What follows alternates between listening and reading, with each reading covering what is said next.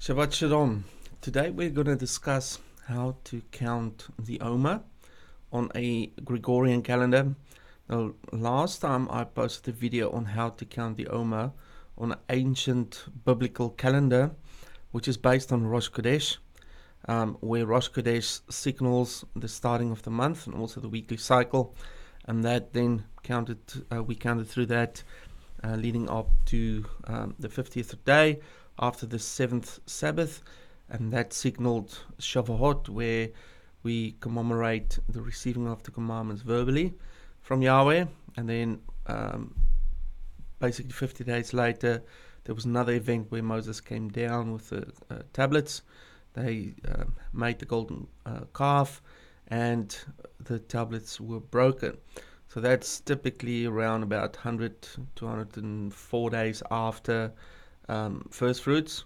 And then there's a third event where Moses came back after 40 days bringing the renewed commandments.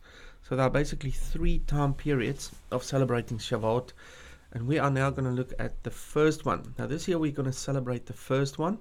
Last week we looked at the second event, which we celebrated a bit later, which is in line with the wheat harvest, which should be harvested between 110 and 120 days.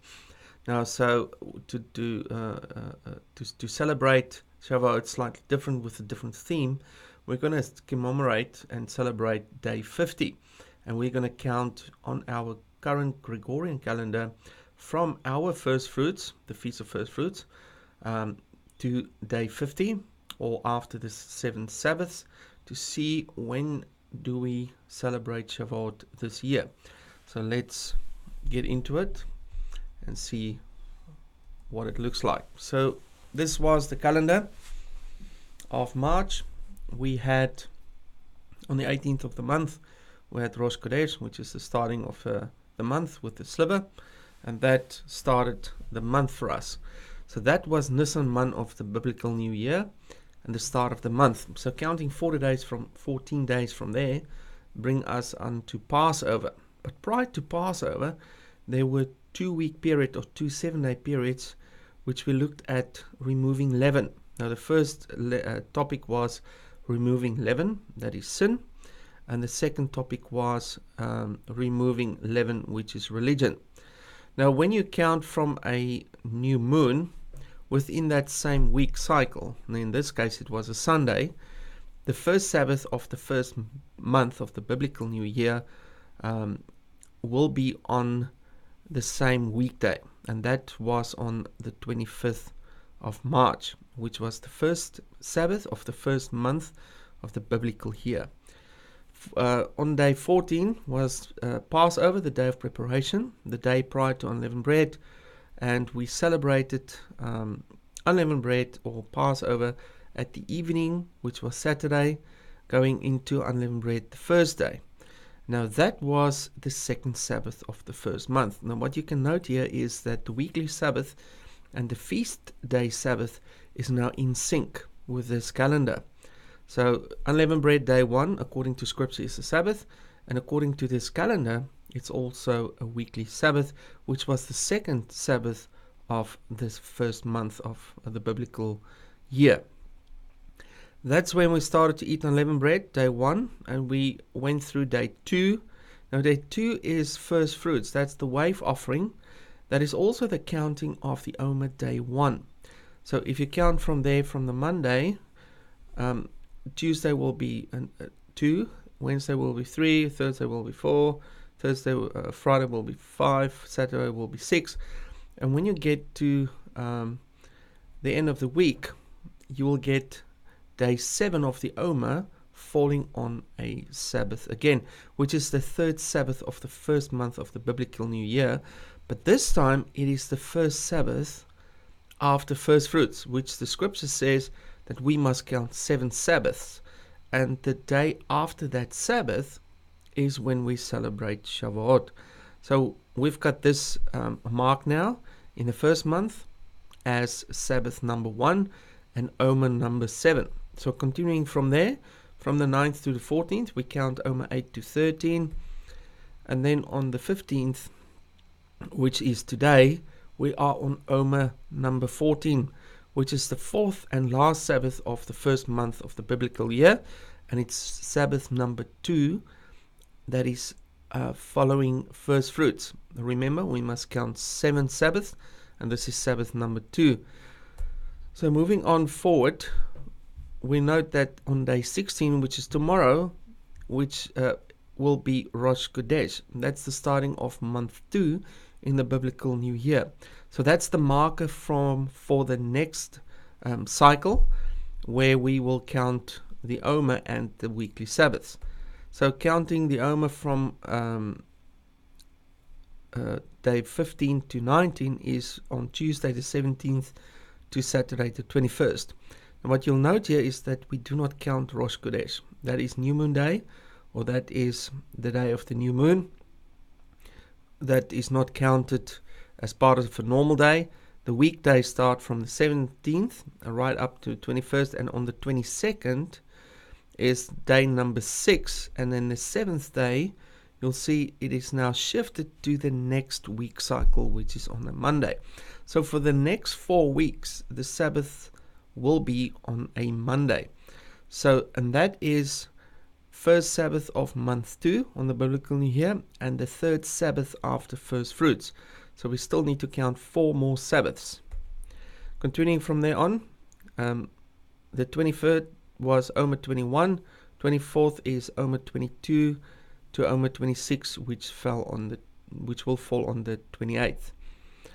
Continuing on, we will count Omer 27 on the 29th of April, and Omer 28 will be on the second Sabbath of the second month of the biblical new year. So this is Omer 28 and the 4th Sabbath after Shavuot. Counting on, we will count Omer 29 to 33 from the 1st of May to the 5th of May, and then Omer 34 will be on the 6th of May, and the third Sabbath of the second month will be Omer 35, which will be Sabbath 5, counted from first fruits. So we still have 2 more Sabbaths to count to conclude the counting of 7 Sabbaths. So continuing on, from the 8th of May to the 12th of May, we will count Omer 36 to 40, and then 41 will be on the 13th of May, and then the last Sabbath of this month will be Omer 42, which will be Sabbath number 6 of the second month. So number 15 of the month, the 15th of May, is another Rosh Chodesh, another flag saying this is the start of a new cycle. And you'll see we're moving on from a Monday cycle Sabbath now to a Tuesday cycle Sabbath. And counting from there on, we get Omer 43 to 46 from Wednesday to Saturday. And then Sunday to Monday, we get Omer 47 and 48.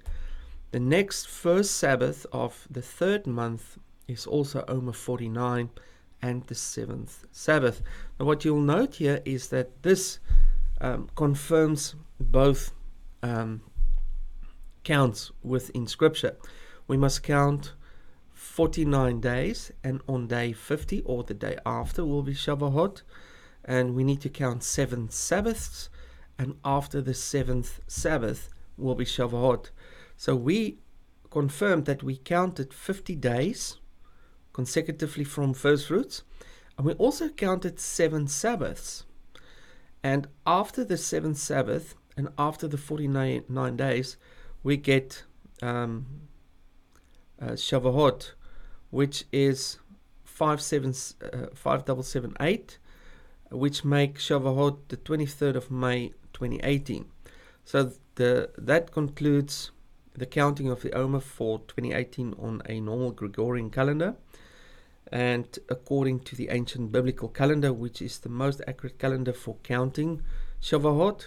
And if you count it on a normal way, it won't really fit as good as it fits the Scripture counting in this way.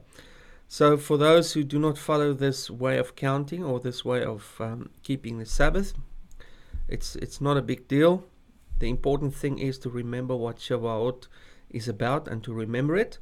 And this day's topic on the 23rd will be the receiving of the commandments verbally from the mountain, from the mouth of Yahweh. So we do not celebrate the wheat harvest topic, which is basically 50 days later, when Moses came down with the commandments and where they had the golden calf event, where 3,000 people died. And we also do not celebrate the receiving of the new commandments. But we do commemorate Pentecost, which is the conclusion of all three, or the combination of all three. Now, when Yeshua came, he set the commandments right, because the people broke his commandments prior to that. So that's why he came, to bring a solution to the problem. And the solution is to give his spirit, so that his spirit can write the commandments on a heart. That's the new tablets coming down after Moses went up the third time. And that's also when the voice speak again. That's the first time on day 50, where the voice of Yahweh is speaking through his spirit directly to our inner being. So those two combined is actually what Shavuot is about. And in the middle, we get the problem, which is the broken commandments, which is currently our problem within the body of Messiah as well, because the people believe that the commandments are done away with, so they're actually breaking it, and they engage with the golden calf, because that's the only other thing that is present at the mountain. So we should embrace the commandments and reject the golden calf, and not the other way around. The golden calf is a symbol of religion, and if you do not adhere to the commandments or embrace the commandments, you will not have the filters or the means to discern what is truth and what is mixed in. And that's what the system of Babylon is about, the religious system. So we want to rid ourselves and cleanse ourselves from that, as Revelation says, come out of her, my people. And that her is the whore of Babylon. And that's a religious system that's currently placing Yahweh's people, the body of Messiah, into bondage within religion. And he wants to set us free with his truth. So I hope you had a lovely Shabbat. And I'll speak to you next time with another interesting topic. If you have any questions or comments, please put them in the comment section below, and I'll answer your questions. Have a lovely week. Shabbat Shalom.